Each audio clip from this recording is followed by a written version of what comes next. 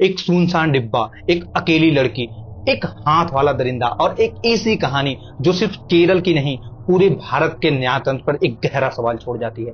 मैं हूं आशुतोष और आप सुन रहे हैं खूनी किस्सा, जहां हम लाते हैं वो सच्ची दास्तानें जो आज भी रात को चैन से सोने नहीं देती। एक कहानी है सौम्या की, एक सीधी सादी 23 साल की लड़की जो रोज की तरह 1 फरवरी 2011 को काम से घर लौट रही थी। केरल के एर्नाकुलम से शोरनुल तक के ट्रेन के सफर में महिलाओं के लिए आरक्षित डिब्बा चुना क्योंकि वहां उसे सबसे ज्यादा सुरक्षित लग रहा था। पर उस दिन वही डब्बा उसकी जिंदगी का आखिरी धोखा साबित हुआ। सौम्या एक शॉपिंग मॉल में नौकरी करती थी, माँ के लिए सपने देखती थी, साधारण जिंदगी, छोटे छोटे ख्वाब। ट्रेन में बैठकर अपनी मोबाइल में कुछ देख रही थी और तभी उस डिब्बे में छिपकर चढ़ा एक आदमी। नाम था गोविंदचारी, एक हाथ वाला अपराधी। तमिलनाडु का रहने वाला था। गोविंदचारी एक आदतन अपराधी था। उस पर तमिलनाडु में चोरी, हमले, यौन शोषण जैसे कई मामलों पर केस चल रहे थे। उस दिन उसने सौम्या को अकेले देखा और उसे ही अपना अगला शिकार बना लिया। जब ट्रेन वल्लथोर नगर स्टेशन के पास पहुंची, स्पीड कम थी। गोविंदचारी सौम्या के पास आया, पहले डराने की कोशिश की। जब सौम्या ने शोर मचाया, उसने जोर से घुसा मारा। सौम्या डिब्बे से नीचे गिर गई। रेल की पटरी के किनारे एक पत्थर से उसका सर टकराया। लेकिन कहानी यहीं खत्म नहीं हुई, बल्कि असली दरिंदगी तो इसके बाद शुरू हुई। सौम्या बेहोश थी, खून से लथपथ, मगर गोविंदचारी को जरा भी रहम नहीं आई। उसने सौम्या को घसीटकर झाड़ियों में ले गया और वहीं बेहोशी की हालत में उस मासूम लड़की के साथ बलात्कार किया। उसके कपड़े फाड़ दिए, उसकी जिंदगी, उसका अस्तित्व सब रौंद डाला। फिर उसे वहीं मरने के लिए छोड़कर भाग गया, जैसे कुछ हुआ ही नहीं हो। कुछ घंटे बाद एक स्थानीय व्यक्ति की नजर सौम्या पर पड़ी। पुलिस को सूचना दी गई, उसे अस्पताल ले जाया गया। चोटें बहुत गहरी थी।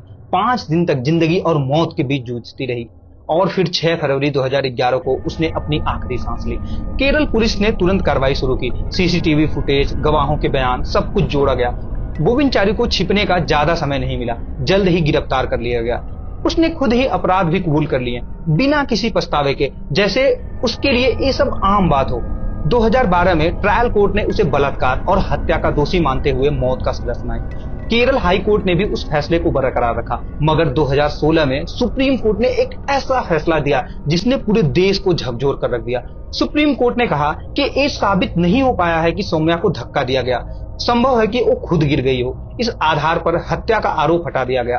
केवल बलात्कार और गंभीर चोट पहुंचाने के लिए उम्र कैद की सजा दी गई। पूरे देश में गुस्सा भड़का दिया। सौम्या की मां मीडिया के सामने रोती रही, क्या मेरी बेटी सिर्फ बलात्कार की केस थी? उसकी मौत का क्या? लोगों का न्याय प्रणाली से भरोसा डगमगाने लगा। सोशल मीडिया, न्यूज चैनल्स और सड़कों तक ये आवाज फैल गई। लेकिन व्यवस्था ने जो फैसला दे दिया था वो आखिरी था और उस फैसले के आगे हर आवाज दब गई।